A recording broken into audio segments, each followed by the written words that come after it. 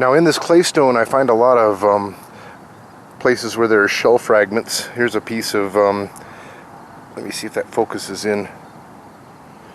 There's a piece of claystone that has a little shell fragment in it. I also find things in the claystone that look like they're leaf impressions. I can't tell for sure if they are. Now I started noticing some petrified wood fragments because I apparently haven't actually been up on this particular hill in a long time. Let me zoom out here.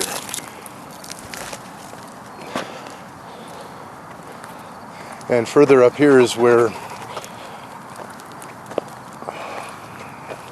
there's some more claystone that's outcropping right there. And that's the stuff where I find the shell fragments and the leaf fragments, or leaf impressions.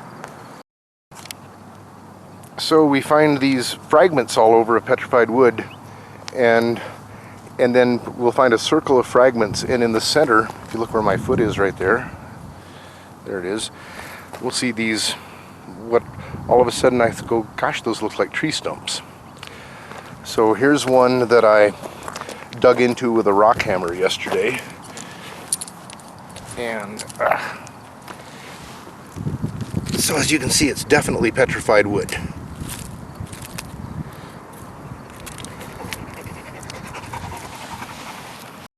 So this petrified wood is very friable, and you can see the kind of circle of fragments around it.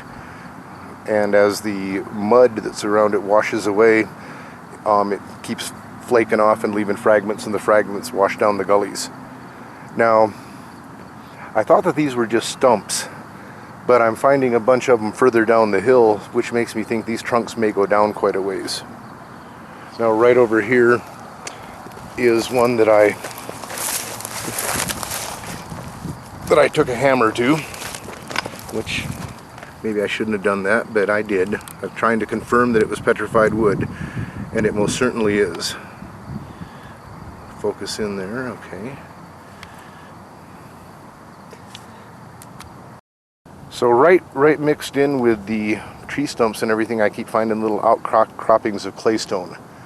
But what's funny is the nearby hills look like they're pretty much made of rotten granite and with cobbles and stuff like that. So definitely alluvial stuff, but it's not rounded off. So, you know, it seems pretty jagged and broken up. Here we have more claystone that's surfacing out here, and it's pretty much in the same stratigraphical layer as the tops of the stumps. But most what's around us is just mud and clay and silt and stuff like that. But bunches of claystone that just pops out all over the place.